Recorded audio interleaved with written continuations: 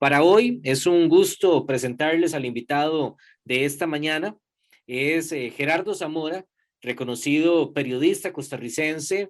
Yo lo recuerdo en su faceta televisiva, desde programas de noticieros, reportajes como Siete Días. Lo recuerdo en los Toros de Zapote, a propósito de la época en la que estamos. Y también en sus últimos años en la faceta como trabajador de la Universidad Nacional, en la oficina de prensa. Gerardo, bienvenido. Gracias por estos minutos para Noticias Colombia. Y en el helicóptero, Alan, la gente me recuerda mucho por los reportes de tránsito. Hoy a mí me parece increíble contarle a la gente que hace 20 años salía un helicóptero en las mañanas para reportar el tránsito, ¿verdad? En épocas donde tenemos ya Waze, Google Maps, tenemos cámaras remotas que nos reportan en tiempo real el tránsito. Y aunque suene rudimentario, me correspondió esa bella época donde no teníamos otro recurso más que el de un helicóptero para anunciar en las mañanas cómo se comportaba el tránsito, el tráfico. Muchas gracias, Alan, y gracias a los amigos radioescuchas también que se suman a esta conversación. Y bueno, ojalá que lo que conversemos pueda dejar alguna semillita, ¿verdad? En la gente ahorita que concluye el año y que comienza otro. Es una coyuntura donde a veces hacemos como un parón, ¿verdad? Para analizar lo que fue nuestro último año de vida y lo que está por venir.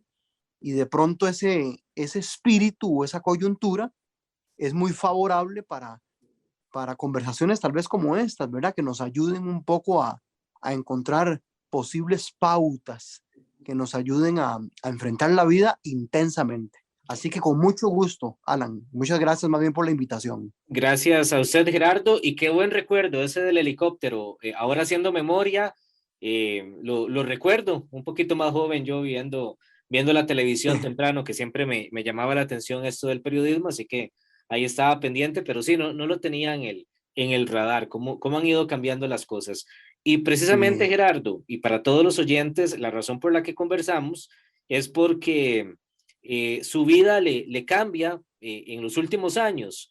Y ha sido, siento yo, un proceso que ha sido un poquito largo para usted, pero lo vemos fuerte, lo vemos optimista y ojalá que esta conversación nos pueda ir dando esas herramientas, un poquito de esperanza, esa fortaleza que requerimos también para el cierre del año e inicio de una nueva etapa, en el año 2022. Gerardo, usted en los últimos meses, semanas, relativamente hace poquito, pierde un ojo. Tal vez si podemos repasar en términos breves, ¿cuál ha sido esta carrera, este camino que ha tenido que afrontar Gerardo Zamora? sí, Alan, como dice Rubén Blades en su canción, la vida te da sorpresas, sorpresas te da la vida, ¿verdad? Hace 2 años yo comencé con unos problemas en la visión, sobre todo en mi ojo derecho. Eh, yo tenía en ese momento 43 años de edad y entonces yo dije, bueno, ya toca anteojos, ya entré al cuarto piso y posiblemente ya tocan lentes. Entonces me fui a hacer los exámenes de la vista normales, ¿verdad? De las letras y todo eso. Y la oftalmóloga, eh, en uno de los exámenes, creo que en el que llaman fondo de ojo, no le gustó algo de mi nervio óptico y de la zona aledaña, vio alguna inflamación o algo que no le gustó y entonces me mandó a hacer un TAC y ahí sí, ya el TAC, ahí no hay quite, ¿verdad? Es un examen ya más profundo que revela más detalles y lamentablemente el TAC dejó al descubierto que yo detrás de mi ojo derecho tenía un tumor que gracias a Dios era benigno, o sea, no estábamos en presencia de cáncer ni nada de esto, pero aunque era benigno, el problema de estos tumores se llama meningioma, es que crecen y al crecer y hacerse gorditos, ellos van desplazando y oprimiendo todo lo que esté alrededor. Y en este caso, el que estaba sufriendo era mi ojo derecho. Básicamente lo que hacía el tumor detrás de mi ojo era crecer y me estaba sacando el ojo literalmente, me lo estaba expulsando poquito a poco y al presionarlo estaba generando estos problemas de la vista. Entonces a partir de ahí comenzó un camino largo de 2 y medio, donde fui sometido a 5 operaciones en el Hospital México, las 5 lideradas por el doctor Miguel Esquivel del Departamento de Neurocirugía del Hospital México, y luego otros médicos que se fueron integrando interdisciplinariamente a las cirugías, oftalmóloga, otorrinolaringólogos, anestesiólogos. Y el objetivo de la cirugía siempre fue quitar el tumor y salvar el ojo, salvaguardar el ojo. Eso digamos que fue exitoso hasta la 4ª operación, parcialmente. Y digo que parcialmente porque yo resulté un paciente atípico. Normalmente con estos tumores la experiencia médica dice que los extirpan y no vuelven a molestar, o si vuelven a crecer les toma mucho tiempo, muchos años para volver a crecer, tantos como decir 10 años, 15 años, 20 años para volver a crecer, o no vuelven a crecer. Yo resulté totalmente atípico. Ya a mí los exámenes después de cada cirugía, los exámenes de control que me hacían 2 o 3 meses después, ya revelaban un crecimiento de nuevo del tumorcito. Por eso tenía que ser sometido a otra cirugía, y así fueron en total 4. Hasta que se vino esta 5ª y más reciente cirugía que tuve en septiembre anterior, donde ya a los médicos no les quedó otra opción que sacrificar mi ojo, porque el tumor ya se había comportado tan agresivo que había prácticamente invadido mi ojo, lo abrazaba, digamos, el ojo por detrás. Entonces los médicos me decían: Gerardo, para hacer una limpieza, digámoslo así, una remoción del tumor efectiva, de raíz, no nos queda otra opción que sacrificar su ojo. En las otras habían podido salvaguardarlo, pero ya en esta no había otra opción que esa. Entonces sí, digamos, el recorrido médico tuvo, digamos, un episodio difícil, porque por primera vez estábamos hablando de sacrificar una parte ya de mi cuerpo, ¿verdad? Con cirugías además delicadísimas. Son cirugías, Alan y amigos radioescuchas, son cirugías de 12, 14, 15 horas. O sea, son cirugías delicadísimas en las que participaban 10, 12, 14 médicos, entre otorrinolaringólogos, porque era muy cerca de la nariz y de la garganta la operación, oftalmólogos también, lógicamente por el tema del ojo, neurocirujanos, anestesiólogos, o sea, todo un equipo, ¿verdad? Y una operación delicada, porque se trabajó además cerca del cerebro. Ujú. Entonces, en resumen, esa fue como la línea de tiempo de todo mi caso médico que terminó con este episodio que esperamos sea el episodio final, donde remueven el tumor y se traen el ojo de una vez, ¿verdad? Lo sacrifican para que la limpieza sea todavía más profunda. Y Sí. bueno, hoy estamos rehaciendo la vida con un ojito, con el izquierdo que me quedó. Ujú. Pero estamos bien positivos y viviendo la vida intensamente y con mucho ánimo. Eso es lo principal y parte también de la historia tuya, el ánimo, el entusiasmo, las ganas de vivir. He escuchado diferentes entrevistas, y Gerardo se ha convertido para los oyentes como una especie también de motivador, porque a partir de su experiencia creo que le puede imprimir también esa esperanza que requerimos todos de una u otra forma, y sabemos que muchos han pasado momentos muy complicados en salud, en la parte económica, en la parte familiar, más allá de lo que nos ha dejado esta pandemia y los últimos 2 años. Gerardo, ¿cómo se toma una noticia de ese tipo? Y es que no fue solo una, sino que fueron varias, las constantes operaciones, ya la noticia de que vas a perder un ojo. ¿Cómo se toman esas noticias? Porque me imagino es una montaña de emociones. Se piensa en todo, ¿verdad? Una carrera muy exitosa en periodismo, como ya lo comentábamos, lo más Gracias. importante, la familia también que tenés y que a través de la televisión podemos conocer también con Ginés y con sus hijos e hijas. ¿Cómo tratar este tipo de noticias que no son para nada sencillas? Sí, esa pregunta es muy importante, Alan, porque cuando la gente oye mi testimonio, podría pensar, y qué chavalo más carga, qué positivo, qué entusiasta, qué optimista, siempre para adelante. Sí, digamos, ese es mi consejo y ahorita podemos hablar un poco de cuáles fueron las claves que me han permitido ver la vida positivamente. Pero eso no quiere decir que yo no me haya pegado mis grandes lloradas y que haya tenido noches difíciles, noches oscurísimas, tristes, ¿verdad? Por ejemplo, en el manejo de esta noticia que me tenían que quitar el ojo, atravesé días muy difíciles. Ya luego, con los días y las semanas, es que uno da un golpe de timón y dice, bueno, vamos para adelante y démosle con todo. Pero sí es muy importante y sobre todo para los caballeros, para los hombres que nos escuchan, porque a veces fuimos educados, ¿verdad? En una cultura donde los hombres no lloran, los hombres son valientes, hay que ser fuerte. Y yo digo que una de las cosas más sanas y más liberadoras que yo pude haber tenido fue expresar la tristeza que yo tenía. Y se expresa a través de mil formas. Puede ser que haya gente que la exprese cantando, dibujando, conversando con alguien, llorando. O sea, no importa cuál forma, pero a mí me parece que es importantísimo que todos, mujeres, hombres, pero hago el llamado a los caballeros, ¿verdad? Que a veces nos educaron con esos modelos de crianza, de que es importante expresarnos, expresar lo que sentimos, liberar, ¿verdad?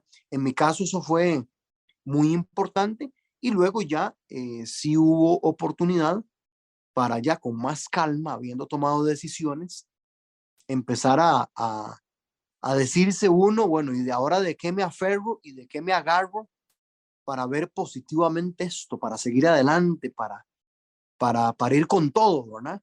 Y sí, usted ahí bien lo dice, Ana, ahí aparecen claves importantísimas como la familia, o sea, el acompañamiento de la familia es vital. Esta es una cosa que cuando se vino encima, hubo un momento en que yo sentía que el tumor, aunque era yo el que lo tenía, como que toda la familia, ¿verdad? Ginette, mi esposita, mis hijos, mis hermanos, cuñadas, mi madre, se pusieron las botas y yo lo sentía a la par mía, como diciendo, ah, hay un tumor, ok, vamos por él. Y claro, era un batallón y yo me sentí acuerpado, mm, y eso se manifiesta a través de muchas formas. Me acompañaban a las citas, a los exámenes, hablaban conmigo, la oración, ¿verdad? Yo en esa parte espiritual también fue clave, fue importante potenciarla. Entonces yo diría que la familia fue una primera clave, un primer tip que me permitió aferrarme como si fuera un salvavidas, como si hubiera una tormenta y yo estuviera en el agua y me tiran ese primer salvavidas que es la familia, ¿verdad? Sentir ese acompañamiento, esa es la palabra clave, sentirse uno acompañado y a veces acompañado puede ser con un mensaje de texto, puede ser con una conversación, puede ser con un abrazo, ¿verdad? Ahí la familia va encontrando las formas prudentes de no saturar al paciente, porque también en un afán de acompañar podrían terminar saturando al paciente y tampoco dejarlo tan solo, ¿verdad? Porque en un afán de guardar distancia prudencial podría la persona sentirse un poco sola, ¿verdad? Entonces, ese fue un primer tip. Otro importantísimo, clave, es el tema espiritual, ¿verdad? Y viera yo, Alan y amigos radioescuchas de Colombia, en eso soy muy respetuoso. No importa la forma de espiritualidad que usted profese. Si lo suyo es el yoga y son las prácticas estas de meditación, genial. Si usted tiene ese tipo o esa forma de espiritualidad, aprovéchela para conectarse con el universo, para conectarse con un ser supremo, para conectarse con usted mismo. Si a usted lo que le funciona es salir todas las tardes y abrazar un árbol, porque usted siente que al abrazar un árbol se conecta con el universo, abrace los árboles, hágalo, no hay ningún problema. Si a usted lo que le funciona, porque es católico, es el rosario, es la misa, ¿verdad? Es escuchar alguna emisora, algún tipo de música, hágalo. Pero creo que es importante conectarse con uno mismo y con ese ser supremo o esa idea de universo, ¿verdad? porque todas esas energías son importantísimos para uno comenzar a vibrar de la forma correcta. Uno vibra con el universo. Entonces creo que es muy importante identificar cuál es tu vida espiritual en el más amplio sentido y desarrollarla, conectarse, ¿verdad? A mí, digamos, me funcionó mucho estas prácticas o métodos que llaman del abandono, ¿verdad? Entonces yo me imaginaba como en un lago y como decir que yo estoy en una lanchita, en un botecito humilde, ¿verdad? De madera. Y ese botecito está amarrado a un pequeño muelle. Entonces, ¿cuál es una práctica de abandono? Acostarme en la barquita una noche bien, bien estrellada, bien linda, zafar el mecate del muelle y dejar que el viento y la corriente se vaya llevando hacia el centro del lago la barquita. Y usted sentirse confiado en que nada va a pasar, en que la barca está segura y todo va a estar bien. Ese, digamos, es una forma de abandono y en el caso mío, digamos, de decirle a Dios, ok, Dios, estamos en esto, vamos de frente, voy positivo, llego hasta aquí porque esto es lo que puedo hacer yo, lo otro no puedo resolverlo, son los médicos. Y es como abandonarse en esa gran fuerza universal, ¿verdad? Y decir, llego hasta aquí y me abandono en vos, te echo la brasa a vos, que sos el maestro en esto, para que me ayudes y me des la paz para seguir adelante. Entonces, esa parte espiritual, digamos, me ayudó a resolver muchas cosas. Entonces, como para comenzar a descifrar, ¿verdad? ¿Cuáles son esas claves que le permiten a uno tener eso que llamamos un buen ánimo o un buen espíritu o un buen comportamiento positivo, entusiasta? Familia y vida espiritual fueron como los dos primeros salvavidas de los que me agarré, me aferré para sacar la cabeza, ¿verdad? Y seguir nadando y seguir hacia adelante. Sí, dos consejos que en cualquier circunstancia que podamos estar viviendo, creo que son muy, los podemos poner en práctica, nos van a servir para muchas cosas, desde lo más fuerte hasta alguna situación que podamos controlar en la vida y que, bueno, cada uno tendrá sus desafíos, cada uno tendrá sus retos por delante. Y posiblemente, Gerardo, te encontraste en toda tu carrera con un montón de historias de este tipo, de desafíos que vivían las personas, situaciones muy complicadas que uno como periodista en este medio las puede vivir de primera mano, pero se viven diferente cuando le llega uno ahí a la casa, le toca la puerta, una situación así, se vive completamente distinto, ¿no? Hay que ponerse en los zapatos de esa persona para realmente saber lo que se experimenta en ese tipo de situaciones, Gerardo. Sí, Alan, a mí una vez alguien me preguntó que ese espíritu entusiasta y esa forma positiva de ver la vida, si se trae en el ADN, si se forma. Es que me ha preguntado gente que usted vio una película y esa película lo marcó, leyó un libro de superación personal, te marcó la experiencia de algún familiar. Y vieras que yo llegaba a la conclusión, y usted lo acaba de sugerir y muy bien sugerido, que el mismo oficio, la misma profesión de periodista, creo que tuvo que ver mucho en forjar ese carácter, porque como usted bien lo dice, me correspondió casi durante 20 años entrevistar y accesar a historias donde yo era el entrevistador y en la silla del entrevistado había alguien como yo ahora, ¿verdad? Un sobreviviente, un paciente, alguien con una historia difícil, ya sea de salud o emocional o de pérdida material, ¿verdad?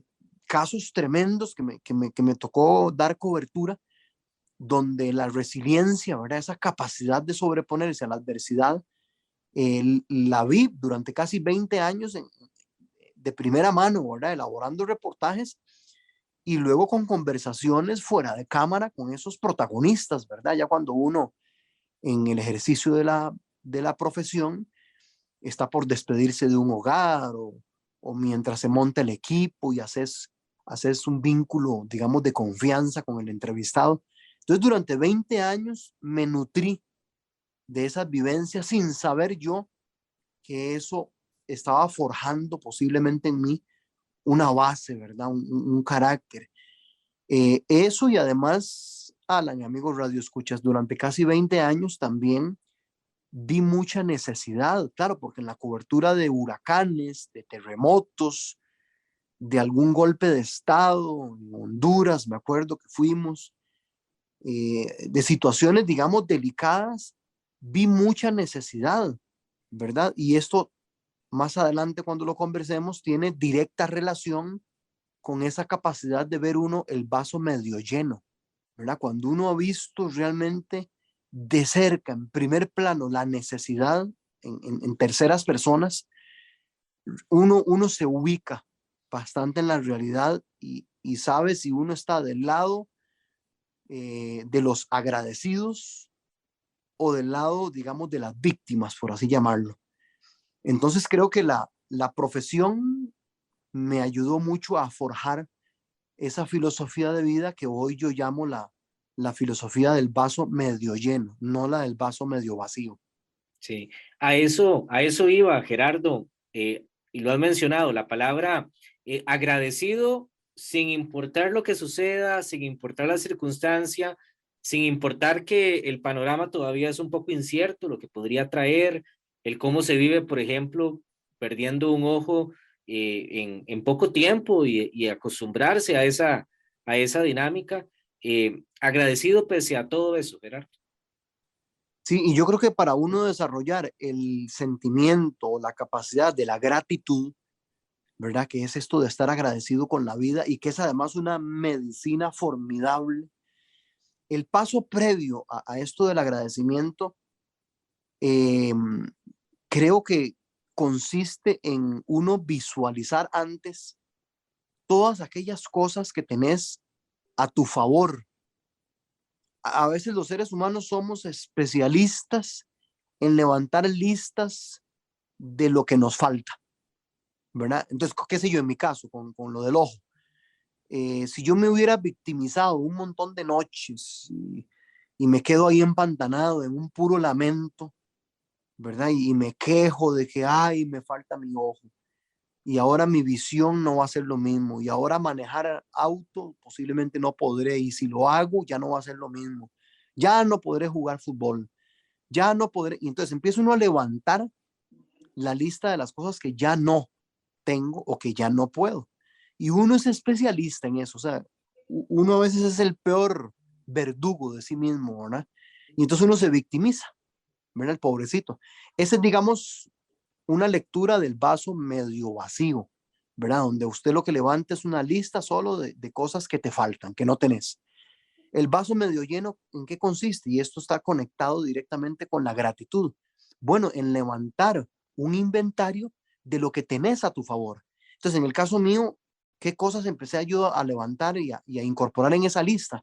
Yo decía, está bien, no tengo mi ojo derecho, pero tengo todavía mi ojo izquierdo y está sano. Y con él puedo ver películas, ver fútbol, ir a la playa, admirar paisajes. O por ejemplo, tengo mis brazos con los cuales yo todavía puedo abrazar. Tengo mis pies y mis piernas funcionando perfectamente. Entonces puedo salir a caminar, puedo trotar, puedo hacer ejercicio, puedo desplazarme. Y así comienza uno a levantar la lista de las cosas que sí tengo, ¿verdad? Y digo yo, y tengo una familia, y tengo una esposa a la cual abrazar, y puedo comerme una tortillita con aguacate al mediodía y puedo tener una camita a la cual llegar en la noche y acostarme. Cuento con una camita a la cual llegar en las noches a descansar. Entonces empiezo uno a levantar la lista de las cosas que sí puedo y al final la lista es tan grande de bendiciones que tenés que las cosas que no tengo se empiezan a hacer chiquititas a la par de ese inventario positivo, ¿verdad? Entonces creo que por ahí va como el secreto, en detenerse uno y empezar a decir, te das cuenta de todo lo que tenés a tu favor, te das cuenta del montón de cosas que sí podés todavía hacer. Y entonces uno, ¿verdad? Se siente bendecido y se siente dichoso porque uno dice, ok, está bien, no tengo mi ojo, pero tengo todavía todas estas cualidades y todas estas cosas a mi favor. Entonces, En ese momento, cuando uno comienza a ver las cosas medio llenas, el vaso medio lleno, comienza casi que naturalmente a desarrollarse un sentimiento de gratitud, porque empieza usted a darle gracias a la vida, al universo, a Dios, a un ser supremo, a quien quiera. Usted le empieza a dar gracias, porque usted dice, uy, gracias que puedo caminar. Uy, gracias que puedo ver este atardecer todavía. Uy, gracias que me puedo tomar este cafecito. Uy, gracias que puedo irme a la camita. Tengo una camita calientita, seca, en la cual acostarme, ¿verdad? Uno que tantas veces vio familias en penurias, en una inundación, y uno decirse, pucha, tengo una camita seca, calientita, en la cual acostarme. Tengo una esposa a la cual abrazar. Tengo unos hijos a los cuales ver crecer, ¿verdad? Entonces empieza uno a agradecerle a la vida. Y eso es como un boomerang. La gratitud es como algo que, una bocanada que tiras y que la vida te la devuelve positivamente, ¿verdad? Sos un tipo positivo, agradecido, ¿verdad? Que camina alegre por la vida, en lugar de quejarse, martirizarse, victimizarse, que es lo contrario.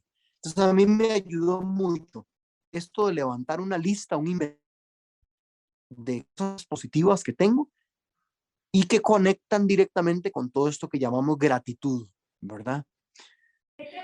Gerardo, ahora, ¿cómo, ya en el cierre de la conversación, cómo decirle todo esto a las personas que pasan un momento difícil, que están enfrentando dificultades, cada una con su tamaño, cada persona tendrá su propio desafío, y no es el mismo panorama para todos, ¿verdad? Pero cómo inyectarnos de ese positivismo que has podido experimentar en este momento complicado, cómo otras personas también lo pueden experimentar. Todo me imagino a su propio ritmo y en su propia circunstancia, pero creo que es un ejemplo de vida que nos puede ayudar, como lo hemos dicho a lo largo de la conversación, en muchas áreas y desafíos que nos dejan estos últimos tiempos.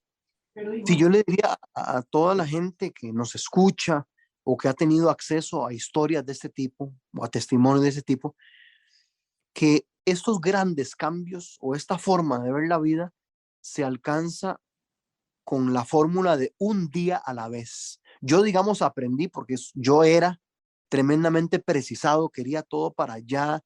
La misma inmediatez del periodismo me fue obligando a ser, ¿verdad?, muy ejecutivo y querer las cosas para allá. La tecnología además nos permite hoy eso. Bueno, pues esta situación mía me ha enseñado a que hay que ser pacientes y a que hay que ir viviendo un día a la vez.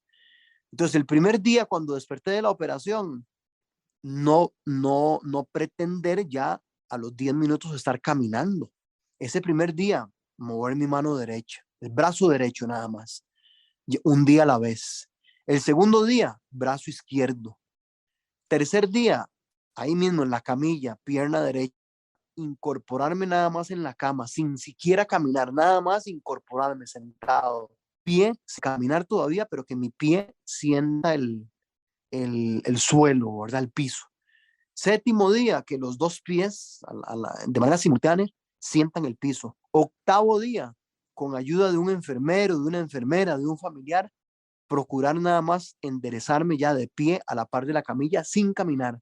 Noveno día, un pasito más. Cuando me di cuenta, a los 15, 22 días, ya yo estaba caminando solo por los pasillos del hospital. Entonces ahí, digamos, aplica eso de un día a la vez, ¿verdad? Proponerse pequeñas metas, porque si uno se propone un gran cambio en un tiempo en un plazo muy reducido, puede ser a la larga frustrante y desesperante, porque uno lo ve tan grande la meta que uno dice, no voy a poder, y entonces te ofuscas, te amargas, decís, no voy a poder. En cambio, si dividís esa gran meta en pequeñitos pasos, que sean sensatos, que sean razonables, por eso digo un día a la vez, entonces ahí le damos, digamos, vuelta a la tortilla y comienzan ese tipo de cosas que parecían tal vez inalcanzables, comienzan a ser realizables, ¿verdad? Entonces, a la gente eso es lo que le diría, que se acompañen de ese otro consejo de no desesperarse, sino ir enfrentando estos desafíos un día a la vez, viviendo el momento presente, no yéndose al futuro, a, a, a ensayar hipótesis o escenarios que ni siquiera existen, ¿verdad? Yo en mi caso traté de no decir desde el hospital, ay, pero ¿cómo voy a hacer cuando en 2 meses regrese a la casa y quiera subir las gradas al segundo piso? Ay, ¿cómo voy a hacer yo cuando quiera manejar tranquilo? Va a llegar el día donde te vas a lanzar y te vas a animar a manejar y vas a empezar a aprender cómo manejar con un ojo. Pero ese día llegará. Ahorita no lo puedes resolver desde la camilla de un hospital donde tenés apenas 10, 15, 20 horas de haber sido operado, ¿verdad? Cada día con su afán. Ya llegará el día donde tendremos que resolver lo del carro y lo del segundo piso y lo de otras cosas, ¿verdad? Ahorita es un día a la vez, pequeñitos pasos, pequeñitos pasos. Buen consejo para que todos lo podamos aplicar de una u otra forma en la vida. Lo importante, Gerardo, para finalizar, seguir hacia adelante y creo que ese es parte de su ejemplo. Y gracias realmente por estos minutos que ha compartido con Noticias Colombia. Muchas gracias, más bien, Alan, a usted y a todos los amigos radioescuchas que han tenido la paciencia de seguirnos. Y yo me despido con la esperanza, ¿verdad?, de que algo de lo que hayamos hablado haya caído en terreno fértil, ¿verdad? Y hayamos llegado en el momento oportuno donde tal vez un adulto mayor, un adolescente, una pareja, un trabajador ahorita escuchando esta conversación haya caído, ¿verdad? Alguna frase, alguna idea en el momento oportuno, como en tierra fértil, y haya calado, ¿verdad? Yo me despido con esa esperanza de que este tipo de vivencias que uno comparte de algún modo lleven aliento en, en además una época tremendamente difícil como la que vivimos. Estaba viendo por ahí una nota que ustedes presentaron que las depresiones y el insomnio y el desánimo se han disparado, ¿verdad? Con la pandemia y con esto del coronavirus. Bueno, este tipo de conversaciones yo creo que fomentan de alguna manera lo otro, que es ese mensaje de sí se puede, de esperanza y de caminar hacia adelante. Entonces, yo me despido con esa esperanza de que el mensaje haya calado en mucha gente, estoy seguro de eso. Y de nuevo, Alan, gracias por permitir que este tipo de cosas se conozcan.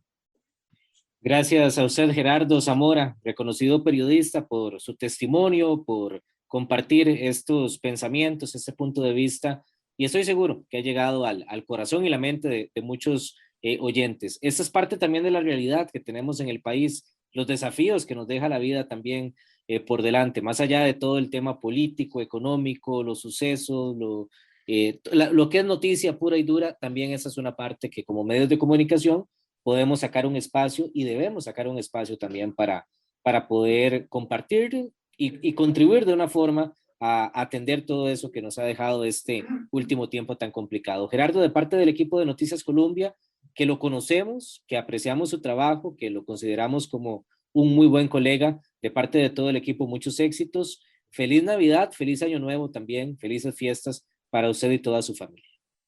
Igualmente para usted, Alan. A Evelyn también un fuerte abrazo, a todo el equipo de Colombia, de verdad que hacen un trabajo honesto y que llega al corazón. Colombia es un sentimiento, como dice la canción, y yo soy un Colombia lovers, ahí siempre los sigo. En deportes también mucho, mucho los sigo. Y, y bueno, deseándoles a ustedes también todos los éxitos para el 2022. Igualmente, gracias Gerardo Zamora por esta conversación y a los oyentes, gracias también por habernos acompañado en estos programas especiales de Noticias Colombia.